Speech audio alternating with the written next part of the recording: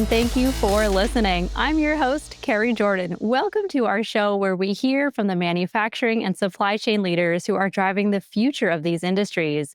Today, I'm speaking with Zeeshan Zia, the CEO and co-founder of Retrocausal, which is a company dedicated to revolutionizing manufacturing through AI-powered tools that enhance productivity, quality, and worker safety. Now, I'm very much looking forward to this conversation because Zeeshan is highly accomplished, has a strong technical foundation, and a deep understanding of how artificial intelligence can be used to support frontline workers in complex industrial environments. In fact, he has a PhD in computer vision and holds several patents. Zeeshan, welcome and thank you for joining the show. Thanks, Kerrie. It's a pleasure. Absolutely. All right. Well, first, let's go ahead and get to know you. Would you share a bit about your background and what led you to build Retrocausal? Absolutely. I'm an AI product leader. Started my career about 20 years ago. Started it at Siemens Munich out of their headquarters and built out their first IoT middleware platform, which is still the foundation for how factories do smart tooling. Went on to do my PhD, which was funded by another tech giant, and essentially shipped augmented reality platform that still leads how frontline operators perform activities and how they're assisted in doing their jobs. Went on to teach at Imperial College London after my PhD.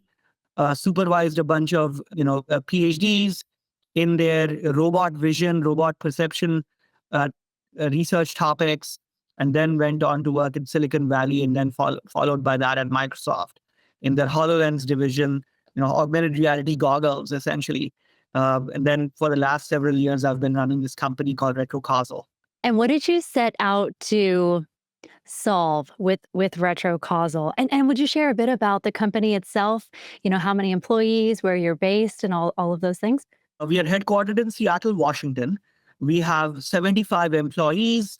We also have an office in Dallas, near Dallas, Texas. And essentially, our focus is very much on helping manufacturers optimize their assembly line processes, be it for productivity, quality, or operator safety, primarily using cameras and computer vision. Nice, nice. So this is so interesting. And as you described your company, I see your AI solutions as co-pilots rather than replacement for workers. I understand you have a really people-centric approach.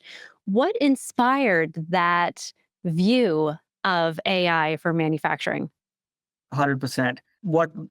Coming out of robotics, what I saw was that, first of all, there is still quite a ways that we have to cover before we'll get to robots that can actually, replace humans. So in manufacturing, 80% of jobs are still being done by humans. And, there are these 20% of jobs where you're doing welding or painting or pick and place kind of operations where you have your out of the shelf robots.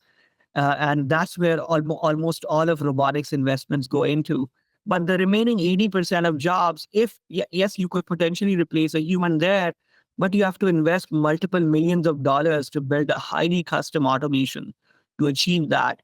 And given that humans are not going anywhere, what we saw was in the industry, there was relatively little focus on this upskilling humans, on helping humans become more effective.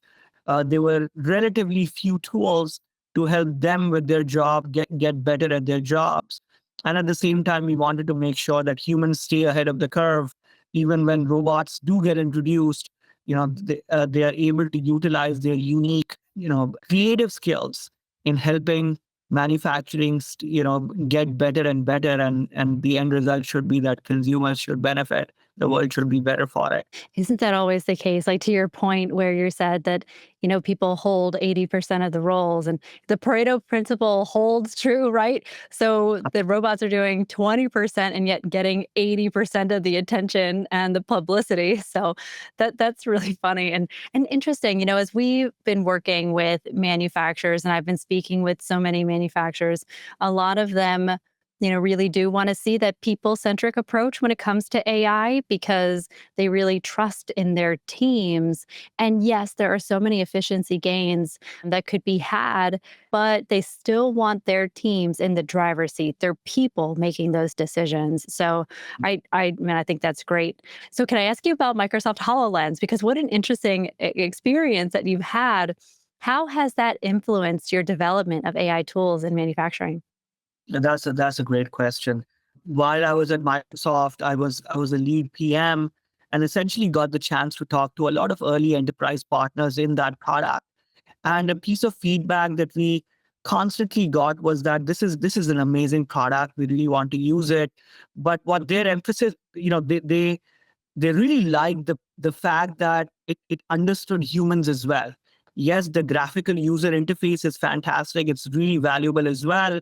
And that business unit recently got sold to another company in the defense sector where it's even more valuable.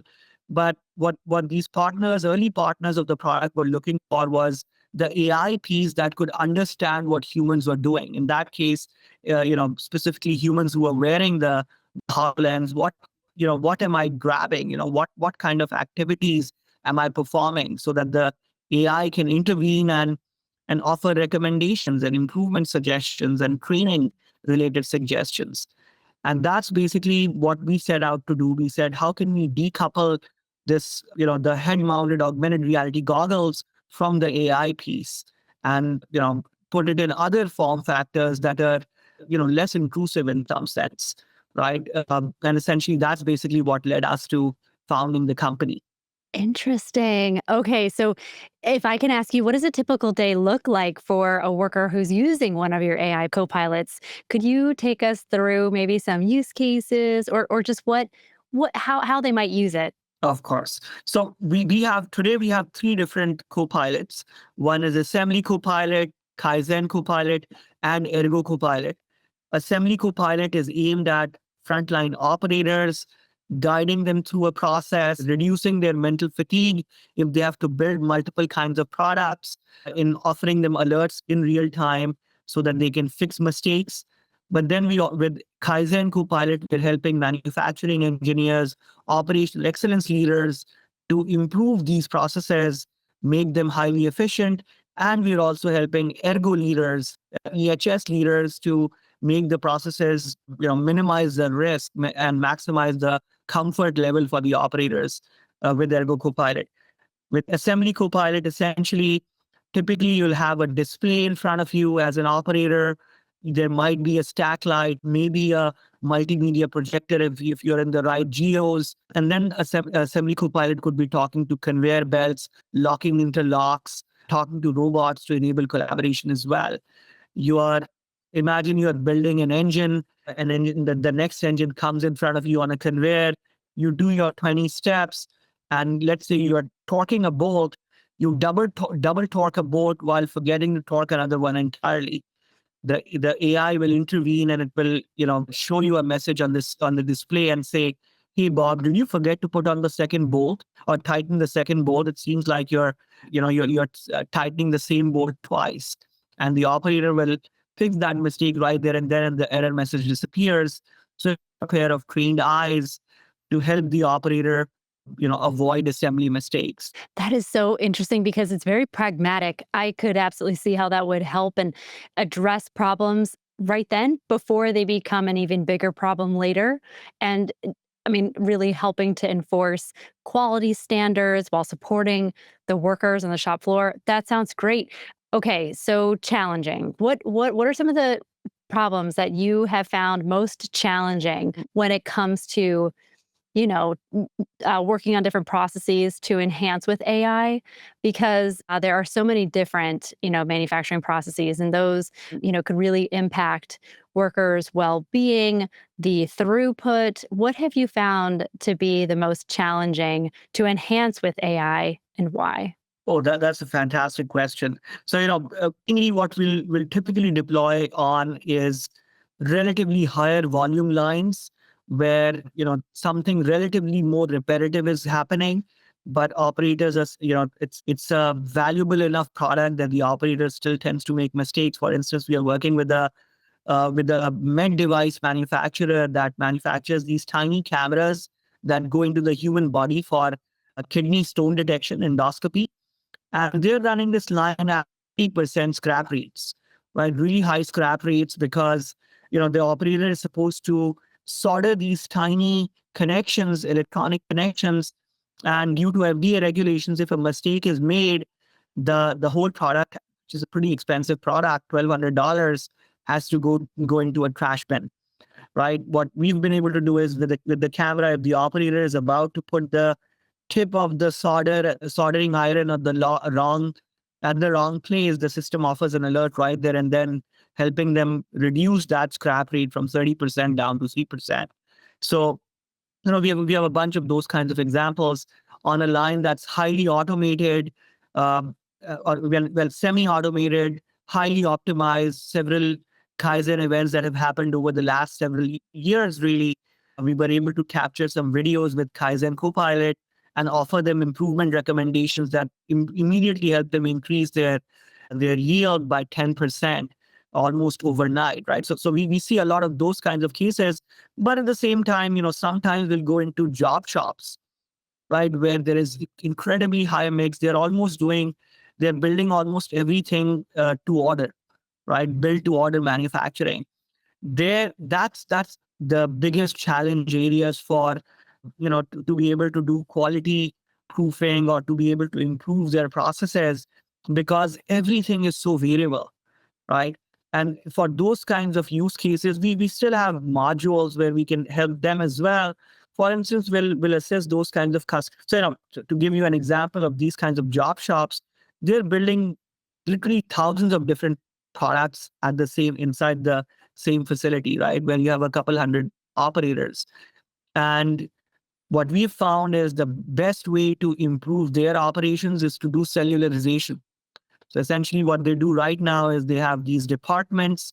One department is dedicated to CNC machines, another is dedicated to, I don't know, injection molding, and so on and so forth. And what we'll go in, we'll help them identify product families, and we'll say, okay, these are your runners, repeaters, and these are your strangers.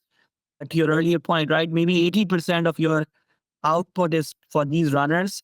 We'll figure out the family. The AI will figure out automatic families, and it will suggest them to build cells dedicated to those families, and break away from that departmental structure where there's a lot of work in progress. There is a lot of excess inventory. Lead times are slow. So even in those cases, we are able to help these kinds of manufacturers, and then we are able to build these models to help workers based on entire product families as opposed to individual products. But those are the more challenging use cases that we encounter and deploy in. Great examples. And I bet that people who have manufacturers who have very specific processes might have the assumption that AI can't work for them. But it sounds like that's not always the case. So it might be challenging to your point, but it is still possible. So let's talk about misconceptions. What are some of the biggest misconceptions that you encounter when you're working with frontline workers and encouraging the use of AI? That's a fantastic question. I think one misconception is that operators expect, in the US, especially in the Western world, operators are really individualistic, right? They expect to be able to do things their own way. And oftentimes that goes against the ethos of industrial engineering, where you're trying to standardize processes as much as possible. In practice, when you have these kinds of tools being deployed, one concern that operators have is, hey, are they going to expect me to do things in this specific standard way? Because I like to do things my own way. I want to move those bins over to this side and use those bins this way. I'm left-handed versus right-handed. I'm shorter than the industrial engineer who designed this process, and it's less comfortable for me, so I want to rearrange it in my own way. What we tell them is, actually, with Kaizen Copilot, the reason your operators are often not following standards is precisely because those standards are not built with them in mind. They're not comfortable personally for them. And oftentimes they've not been in the loop with why those standards are being designed. And what we are able to do with Kaizen Copilot is help industrial engineers and line leaders arrive at standard work that is both highly efficient but also comfortable for the operator, and then move on to that, to really using assembly copilot to ensuring that that standard is followed. So one misconception is that we you know it will essentially be less comfortable of an operation for me to perform, because right now the morning shift operator will redesign the operation to suit them. The night shift operator will again shuffle things around a little bit to make it more comfortable for them. And they're completely right, right?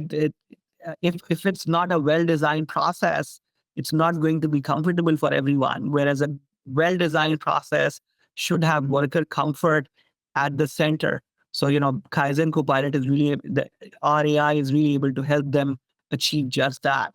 So to your point, there are so many different types of workers, be that, heights to your point. Of course, like many could be entry level. There could be many who are highly tenured within the organization. So varying levels of technical expertise. How do you ensure that the AI remains accessible to all? Absolutely. Fantastic question. So we have tried to incorporate several of those accessibility oriented tools, such as, I'll give you a concrete example. When it comes to productivity, right? How much time should be spent on a process?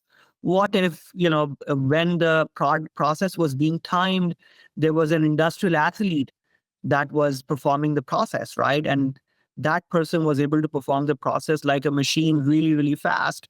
Or, maybe it was a line supervisor who did the process and they did it really fast because they just had to do that one cycle, and, you can have high energy when you're doing one cycle, but over the course of a day, you're going to get fatigued, right? So what we have done within the tool is we've built in support for ModApps time studies, right? ModApps is this standard that takes into account what an average worker with just a little bit of experience, not complete novice, but also not somebody who can just close their eyes and do the job, how much time will they take, right? So you feed in the process description and the system will spit out the timing that can reasonably be expected from an average from a worker of average build, and a worker who's not super experienced but also not a complete novice, right? So that would be one way in which we assist these operators, assist processes become more accessible. But then other than that, with assembly copilot, let's say you're using a multimedia projector in some geos when we are able to support it, or for that matter a display, we are able to show work instructions to the operator, right? Maybe you are building 10 different kinds of products on that station. It's not possible for everybody to remember everything, and different products might look very similar. Their processes might look very similar. Being able to highlight whether it's on a display or using multimedia projections on the work surface to highlight, okay, pick up this part from this bin. That significantly brings down mental fatigue. From an operator perspective, they're having to build multiple kinds of products. And that's another way in which we are able to help, operators who have different accessibility needs. That's great. So, like a variety of different ways in which they could learn and leverage the AI and access it. That's great. When it comes to working with frontline employees, what kind of resistance do you encounter and how do you overcome it? Because I think there are a lot of manufacturers out there who are excited about the possibility of AI. There's a lot of promise there. Perhaps they haven't started yet because they're concerned about some things. What do you typically come across when you hear resistance, and how do you work with them to work through it? One resistance point is precisely the one that I talked about earlier, which is that operators are expecting to be able to do things their own way, whereas there is this friction, whether there is AI or not for that matter. between the manufacturing engineers or industrial engineers or operational excellence folks that, hey, we need to standardize the process, but the operator has no, I don't want it standardized, or I want it to still be comfortable for me. So, we are able to, or we are able to empower the line leaders to bring in operator insights and operator feedback, and also, bring in industry standards around comfort into play while they're looking for efficiency, right? Too often, what happens with operational excellence leaders is that they're looking to meet day-to-day production targets. So they are not able to incorporate, or there is an ergo team that's separate and that's only looking at extreme stress. They're not looking at day-to-day comfort. So what we're able to do is, look, AI can really help you standardize processes in a more comfortable way. And that's one thing that we help these operators with.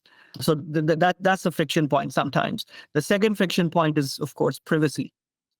If you have cameras on the line, operators are worried about, are their faces getting captured? Are their, you know, uh, tattoos getting captured, right? Those kinds of things.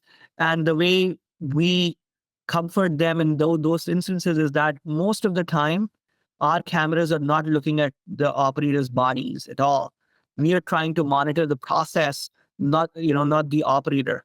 We just need to look at the bench top, let's say, that's being used. And even if the operator comes into the camera view, we have facial blurring built in the tool. We can blur out the entire body of the operator. We can pixelate out certain regions in the scene. So, the feedback we've been able to get from customers, including customers where you have, strict unions that are operating in those factories, is out of all of their, process analytics tools, ours is the one that faced the least amount of resistance. In fact, the operators felt excited to be using these tools because they see it as an assistant to themselves, where they are being assisted. It's an extra pair of eyes. It's helping them. It's supporting them. Zeeshan, I'm so glad you covered that. I bet privacy is more and more of a concern these days, and it's great to hear that that is something that you are proactively addressing. You heard it, and you've incorporated solutions to solve for that, because I could imagine, as a frontline worker, that would be very concerning for them. And so that's wonderful to hear that you have those controls in place. So I wanted to ask you about measuring impact and benefits, because you've spoken quite a lot about the value to the business and the worker, reducing mental fatigue, making them more comfortable with the use of the AI, improving quality by being able to track and ensure that, like you said, if they didn't, tighten one bolt, they can go back and do it. There's an error message that shows up so they can address it right then. But how do you measure the overall impact, especially on productivity and quality for the business? On the quality side, typically manufacturers are already measuring metrics like yield, right? Or more specifically, first time yield. How much of the product gets built correctly in the first go, right? Without having to be reworked, without having to be disassembled and fixed and those kind of things. That is something that manufacturers will already be measuring. We are also measuring that with our tools. And essentially, that's the number one metric that we are able to talk about, where we've been able to see anywhere between 10 to 25% points improvement in first time yields. A manufacturer that was running a line at 69% first time yields, first of all, our tools are able to measure it, right? That you run it in blind mode. It's able to understand and capture the before state, and then it's able to capture the after state as well, of course. This is the number of times we had to intervene. These are the the issues that might have gone unchecked. You can It's optional, but you can collect a video record of every product, every unit that's being built, so you can go back and do root cause analysis. So, but yield would be the number one metric on the quality side that we are able to improve. On the productivity side, there are metrics like line balance efficiency, line balance ratio, where basically we are measuring whether your operators are having to wait for each other, right? Where there is a lot of idle time that's being wasted. We are able to measure things like non-value add time, and how is that tackled in the after state, in the future state. So those would be metrics. Again, line balance ratio, line balance efficiency, as well as yield, where, which customers are mostly looking at. Okay, so it aligns very closely to metrics that they're already tracking to, help them further their objectives that they've already stated, which is great, as well as some other more unexpected benefits. It sounds like when it comes to AI's role in manufacturing skills. So, as of course we've seen over the past few years, there's been a lot of attrition. There's been new hires, new entrants into manufacturing. We're looking to, of course, encourage more and more workers to enter the manufacturing industry. What role do you see AI in helping to address those new skills that manufacturers need for now and into the future? That's a fantastic question. You're absolutely right. There's of trained assembly line operators, and manufacturers are often having to hire even temporary workers to fill those roles. And many, actually, I really like this trend, are turning towards less privileged people in the society, the disabled, ex-convicts and so on, so that those folks can get jobs as well. And the way AI helps them onboard quickly is again, it's offering them with work instructions. It's showing them exactly what to do on the display, or whether through multimedia projections. It's acting as a poker yoke mechanism or a mistake proofing mechanism. So if a mistake is made, they're alerted to it right there and then, so that they can fix that mistake right there and then as well. Similarly, young people who are going into college for engineering degrees often don't see a future in manufacturing, right? They don't want to go and work on the factory floors. On one hand, that's bad, because then you get processes that are suboptimal. On the other hand, that's also good from a purely human perspective, because if you are a hardworking operator, you get promoted to a production supervisor role, and you're essentially doing the job of an industrial engineer, right? And the way we are helping them is with really simple and easy to use tools that allow them to do the same thing that they might have done with a 4 year, 6 year college degree, right? How do you do time studies really effectively and efficiently, just using videos? You pass on the video, the AI breaks it down for you for into individual steps, generates your Excel sheets, generates improvement recommendations. You want to balance a line, you specify the line data, press a button, and boom, the an alternate line balance might be produced, right? Maybe last week you were producing 85 units per hour. Now, because of demand variations, you have to produce 100 units per hour, and you're wondering how many people you need to add to the line, how to reconfigure individual stations, how to redistribute the work content.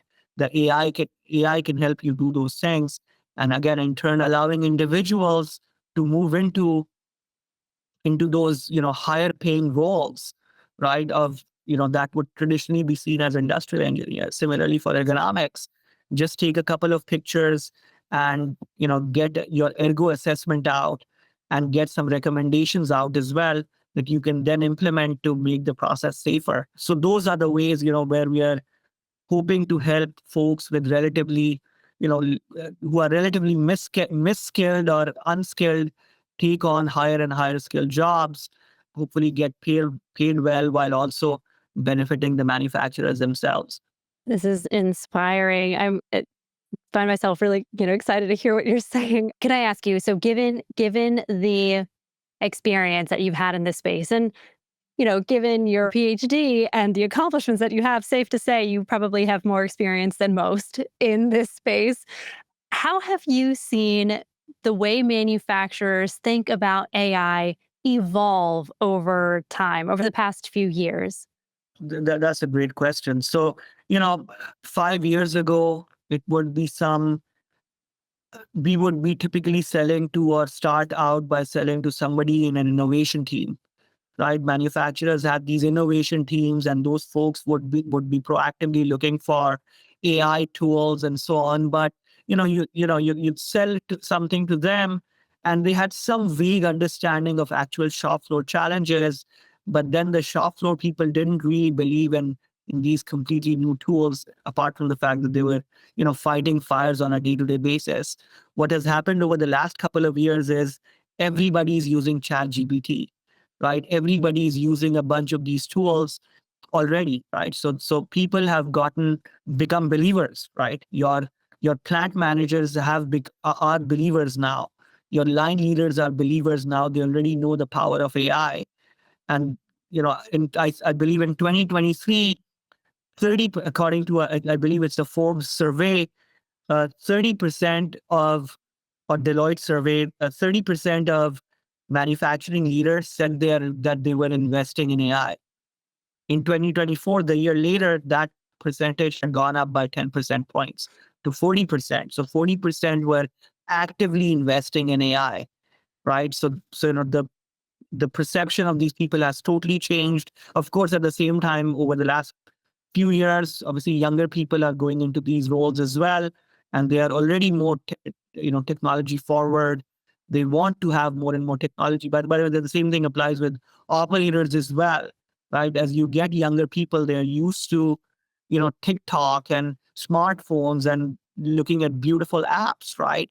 You need to just attract them. You need to show them that you also have those kinds of apps and a more forward looking workflow to just attract them. But that's I think Chat GPT itself has caused a lot of change. It's educated a lot of public to the value of AI, to the potential of AI. So you just shared a lot of great advice there. And I would love to get even more from you if possible, because what you said there is okay. So the interest from manufacturers within AI is demonstrably increasing. In order to attract and retain the talent that's out there today, they're looking for these types of advanced technologies within the manufacturing shop floor. What else? What other advice would you pass on to manufacturing leaders who are maybe looking to invest more in AI, or perhaps expand their current maybe limited use of AI? Fantastic question. I think one mistake that sometimes manufacturers do